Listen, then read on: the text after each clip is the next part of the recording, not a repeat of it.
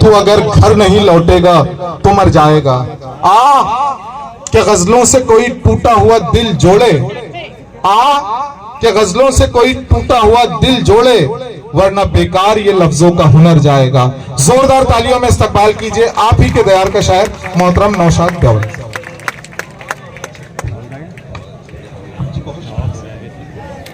अस्सलाम वालेकुम रहमतुल्लाहि व बरकातहू।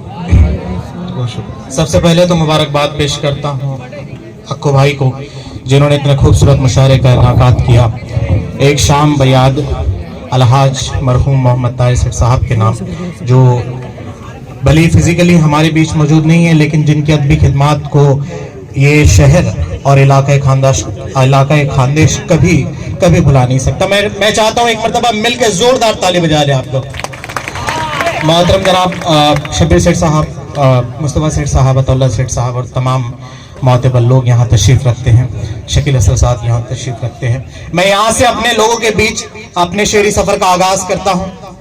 आप सभी लोगों से चाहता हूँ मुलाहिज़ा फरमाएं कि ना ये अज़्म, ना ये हौसला कमतर है हमारा, न ये हौसला कमतर है हमारा, कि ना ये अज़्म, ना ये हौसला कमतर है हमारा, दो चार सिपाही नहीं लश्कर है हमारा।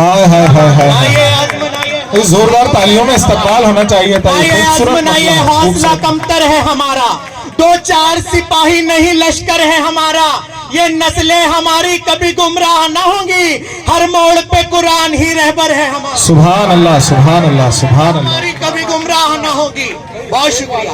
ये नस्लें जो हमारी कभी गुमराह ना होगी, हर मोड़ पे कुरान ही रहबर है हमारा। गिरते रहेंगे, बहुत खूब, गिर के संभलते रहेंगे हम, गिरते रहेंगे। यहाँ से मुशायरा बना दीजिए। गिरते रहेंगे, गिर के संभलते रहेंगे हम, इन रास्तों से कह दो के चलते रहेंगे हम। बहुत गिरते रहेंगे, गिर के संभलते रहेंगे हम, इन रास्तों से कह दो के चलते रहेंगे हम।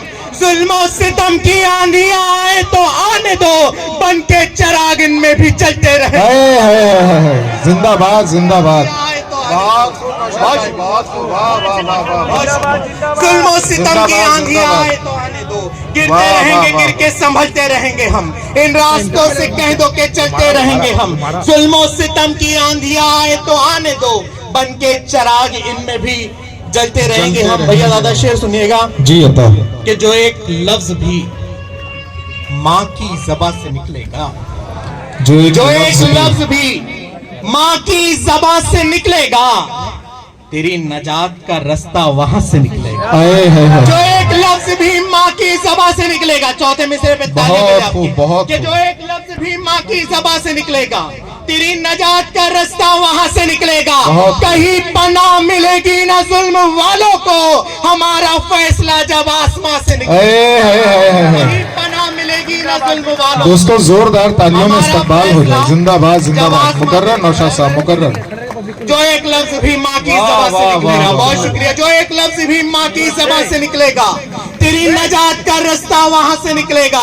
कहीं पनाह मिलेगी ना जुल्म वालों को, हमारा फैसला जब आसमां से निकलेगा। ये शेर बताओ। बहुत खूब, बहुत खूब। बताओ, बताओ। कि हवा के रुख पे शम्मा को वही जलना सिखाता है, हवा के रुख पे शम्मा को वही जलना सिखाता है, वही सूरज को उगना भी वही ढलना सिखाता है। हवा के रुख पे शम्मा को वही जलना सिखाता है, वही सूरज को उगना भी वही ढलना सिखाता है। जिसे उंगली पकड़कर बाप ने चलना सिखाया था, वही बेटा बड़ा होकर उसे जीना सिखाता है। बहुत खूब, बहुत खूब, बहुत खूब। बाप ने चलना, वाह वाह वाह वाह वाह वाह। बहुत शुक्रिया। जिसे उंगली पकड़कर बाप ने चलना सिखाया था, वही बेटा बड़ा होकर उसे जीना सिखाता है। तेरे वादे, तेरी हर बात से डर लगता है, तेरे वादे, तेरी हर बात से डर लगता है। बहुत खूब। तेरे जहरीले ख्यालात से डर लगता है।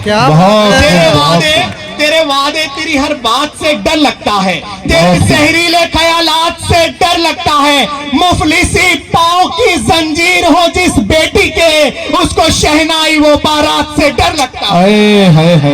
बहुत खूब, बहुत खूब, बहुत खूब। तेरे वादे तेरी हर बात से डर लगता है। तेरे वादे, तेरी हर बात से डर लगता है, तेरे जहरीले ख्यालात से डर लगता है। मुफलिसी पाव की जंजीर हो जिस बेटी के, उसको शहनाई वो बारात से डर लगता है, उसको शहनाई वो बारात से डर लगता है। मुझको तुम्हारे इश्क की चाहत नहीं रही। क्या बात है जवान दोस्तों, शेर सुनिएगा कि मुझको तुम्हारे इश्क की चाहत नहीं रही, बर्बाद खुद को करने की ताकत नहीं रही। मुझको तुम्हारे इश्क की चाहत नहीं रही, बर्बाद खुद को करने की ताकत नहीं रही। रखते हैं लोग ऐ खुदा अफ़ाल का हिसाब, कांधों पे फरिश्तों की जरूरत नहीं रही। अफ़ाल का हिसाब, कांधे पे फरिश्तों की जरूरत नहीं रही। दुनिया के जालिमों को ये ऐलान सुना दो। दुनिया के जालिमों को ये ऐलान आजकल सुना सोशल दो। मीडिया पे मेरा बड़ा मशहूर है, आप लोगों की दुआएं। मैं चाहता हूं यहाँ से इस मुशायरे को आप लोग एक नया रुख दें। मैं आखिरी शेर आप लोगों के बीच पढ़ता हूं कि दुनिया के जालिमों को ये ऐलान सुना दो, दुनिया के उनके जालिमों दिलों को ऐलान हम सुना कभी दो। तस्कीन ना देंगे। मिल जाएगा, जुड़ जाएगा मेरे साथ चौथे मिसरे पर कि दुनिया के जालिमों को ये ऐलान सुना दो, उनके दिलों को हम कभी तस्कीन ना देंगे। हम मस्जिद अक्सा के सिपाही हैं, सिपाही, हम जान तो दे देंगे, फलस्तीन ना देंगे।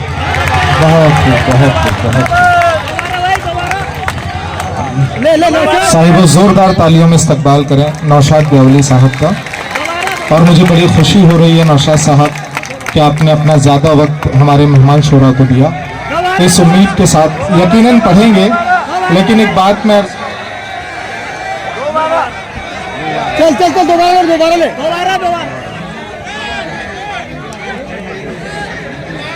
अभी मैं सिर्फ ये बात करने आया हूँ कि देखिए कि अभी ये यावल के मैदान में जो टेस्ट मैच शुरू हुआ है उसका ये पहला गेम था, और अभी हमें मैं समझता हूँ कि मुझे सिर्फ अभी 20-20 चलाना है।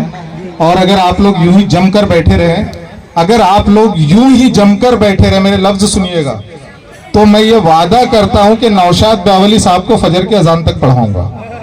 पहले आप जोरदार तालियों में हौसला अफजाई कर दें नौशाद साहब की। बहुत खूबसूरत अंदाज में उन्होंने शायरी पेश की। मेरे दोस्त देखिए, यह हौसला अफजाई है। एनएम शेख साहब 500 रुपए और एसी पठान साहब ने 500 रुपए जो है नौशाद ब्यावली साहब के लिए पेश किए एक तोहफतन। जोरदार तालियों में नौशाद साहब आए और ये हौसला अफजाई कबूल करें।